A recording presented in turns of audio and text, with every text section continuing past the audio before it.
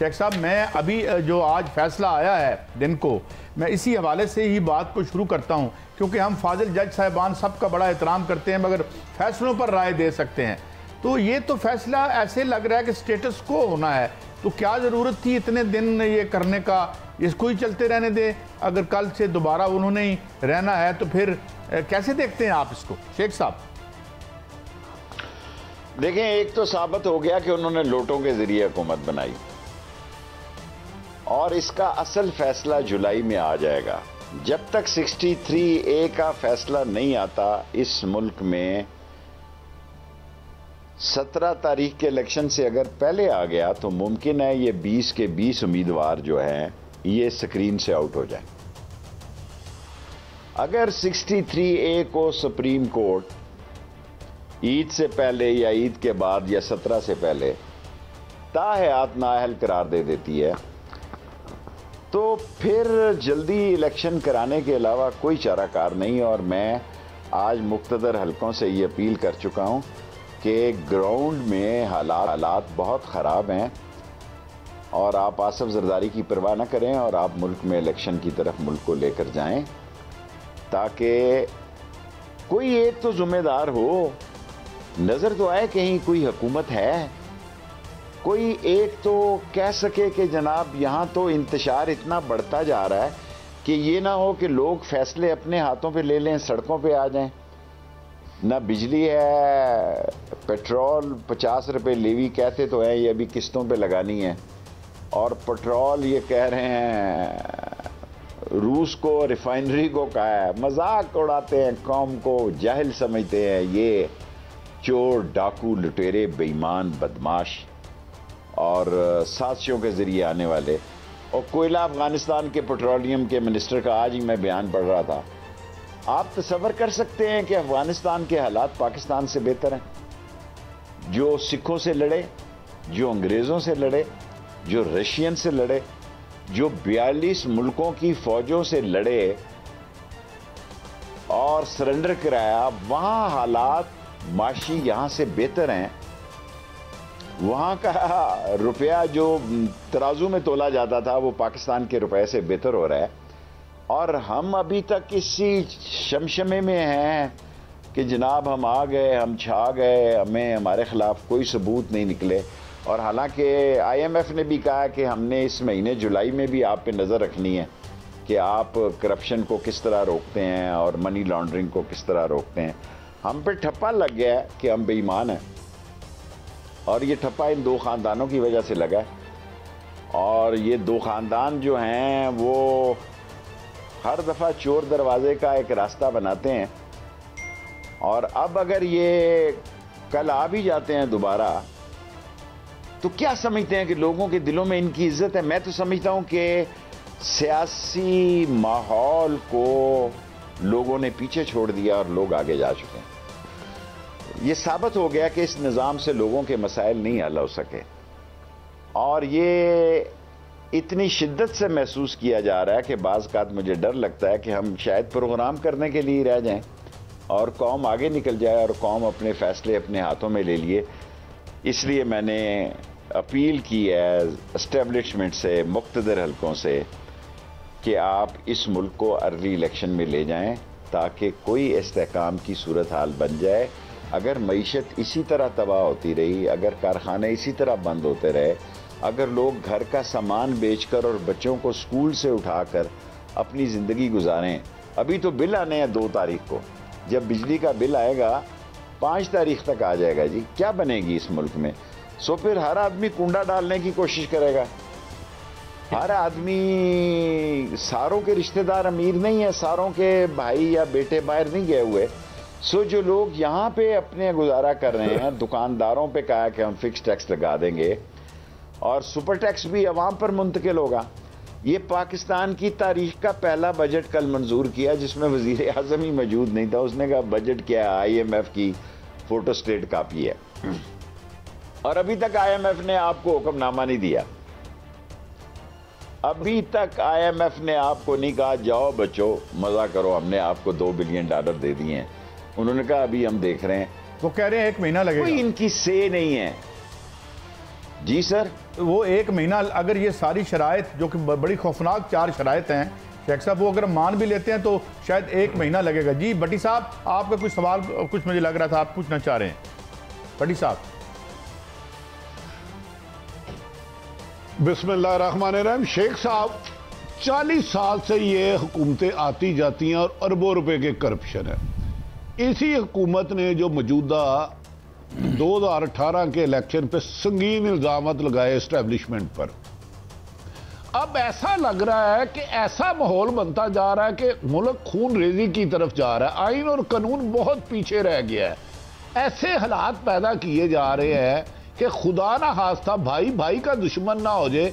क्या ऐसे में कोई उम्मीद की किरण आपको नजर आती है? मुझे तो आज का जो फैसला आया है, इस फैसले में 101 सवाल मेरे खड़े हो गए हैं कि ये मामला है क्या, क्यों हमें तसादम, कहीं ये तो नहीं जिन्होंने रजीम चेंज कराई है अमेरिका ने, वो पाकिस्तान से अपने मजीद 2 मकासद हासिल करना चाह रहे हैं।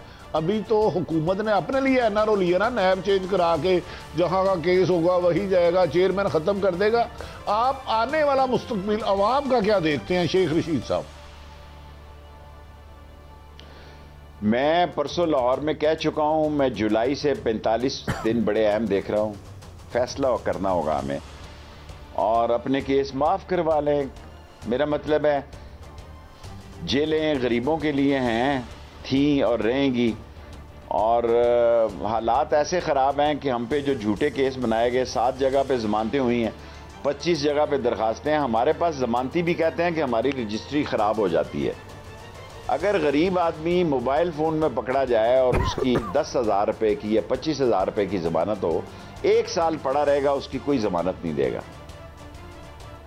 और ये जो माहौल बन रहा है, आप बिल्कुल ठीक कह रहे हैं, इसे किसी तरफ तो लगना है। खुदा करे ये खाना जंगी की तरफ ना लगे, लेकिन अगर खाना जंगी की तरफ लगा तो ये लोग ज़्यादा रगड़े में आएंगे जो अपने आप को इस वक्त अरस्तू समझ रहे हैं और अपने आप को फैंटम समझ रहे हैं। और बिल आखिर इस मुल्क ने जिंदा रहना है और इस मुल्क को बचाना है, और इस मुल्क के अदारे इतने भी मुर्दा नहीं हो गए कि सूरत हाल को की संगीनी को न समझ रहे हो। और सूरत हाल जिस संगीनी से लड़ाई की तरफ बढ़ रही है, मुझे तो डर है कि किसी दिन कोई हादसा ना हो जाए। जी मलिक साहब, आप कुछ शेख साहब से पूछना चाह रहे थे। शेख साहब, मैं आपके एक्सपीरियंस को सामने रखते एक सवाल करना चाह रहा हूँ। आपने कहा कि 2 चोर ख़ानदान है, पूरे पाकिस्तान को दुनिया में बदनाम कर दिया है और हम पे करप्ट पूरा मुल्क पे एक निशान लग गया। मेरा सवाल है कि चोर तो चोर होता है, मोहल्ले में हम चौकीदार रखते हैं, स्ट्रीट लाइट्स लगाते हैं, कुछ लोग जागते हैं, बुजुर्ग एहतियात करते हैं कौन आया तो निज़ाम भी तो एक चीज़ है ना। चोर क्यों कामयाब हो जाते हैं? सवाल ये है, चोर ने तो चोरी करनी है, उस पर तो चले बहस ख़त्म हुई, तो हमारे निज़ाम में क्या फ्लॉ है कि ये हर बार कामयाब हो जाते हैं? एज यू सेड, देखिए, चोर के आसिफ जरदारी ने बहुत अरसा पहले बयान दिया था कि मैं इसलिए दौलत इकट्ठी कर रहा हूं कि नवाज शरीफ के पास बड़ी दौलत है और दौलत का मुकाबला दौलत से करना चाहता हूं। और सारी प्लानिंग कॉन्स्पिरेसी जिस तरह उन्होंने की और चलाई, और जब मैं कहता था नून से शीन निकलेगी तो लोग मेरा मजाक उड़ाते थे। आज ये बुला रहे हैं इस आगडार को, बिल गेट को बुला लें जी, ये मुल्क इनसे नहीं ठीक होगा। और एक बहुत बड़ी सियासी कुव्वत इमरान खान इनके मुकाबले में आ गई है। ये 11-12 पार्टियां, एमक्यूएम का आपको पता है, एमक्यूएम ने 3 दफा थूका है असेंबली में कल। अब उस थूक के बाद वो क्या बहादुराबाद में फैसला करते हैं, ये उनका है। एएनपी ने कहा कि हम ईद के बाद फैसला करेंगे। बाप का बाप क्या फैसला करता है, ये भी मसला है। और भातानी ने जो कुछ कहा है, सो सूबा तो सूबा है, मरकज भी भौचाल का शिकार है। कल आसिफ जरदारी साहब ने बड़ी मेहनत की है इस्लामाबाद आके, और बहुत सारी, क्योंकि हर आदमी के जेब में एक नजायज़ काम है, एक नजायज़ काम है, और उसके पीछे एक there is a face behind a case, उस बंदे की पेमेंट है जो वो नजायज़ काम करवाना चाहता है। और एक एक वोट की हैसियत से जब हुकूमतें बनती हैं तो उसके यही अंजाम होते हैं। और अवाम नाम की कोई चीज़ इनके साथ नहीं है, अगर थी भी तो अब नहीं है। और ये जो समझ रहे थे कि जनाब ये, अब मैं ये सवाल करता हूं, 3.5-4 साल इन लोटों के खिलाफ ये लड़े हैं, उन्हीं लोटों को वोट को इज्जत दो, इन्होंने गंदे लोटों को सर पे बैठाया है। द मोस्ट गोल्डन लोटा is the leader of the opposition, जिसने एक आदमी को एंड पे 3 करोड़ रुपया और दिलवाया। उस वक्त पैसे खत्म हो गए, उसने कहा नहीं जी ये 3 करोड़ रुपया मंगवाया जाए। सो क्या जमहूरियत है, क्या सियासत है, क्या हमारी तगोदो है। अगर ये टीवी चैनल एक दिन ऐसी सूरत हाल पैदा हो जाएगी कि टीवी चैनल भी सिर्फ इस मुल्क में जंगजुओं के पैगामात को और तशद्दुद अमेज सियासत को दिखाने पे मजबूर हो जाएंगे, क्योंकि शरीफ आदमी तो पिस गया, उसकी तो कोई आवाज नहीं है, निजाम तो बैठ नहीं गया, दफन हो गया। और इस निजाम को जिंदा रखने के लिए जितने मर्जी टीके लगा लें, इन्होंने 45 से 60 दिन में ख़त्म हो जाना है और अक्टूबर में इंशाल्लाह इलेक्शन होने हैं। और अगर देखें कराची में इलेक्शन हुए, 2 बंदे मर गए एक सीट पे 2 दूसरे मर गए।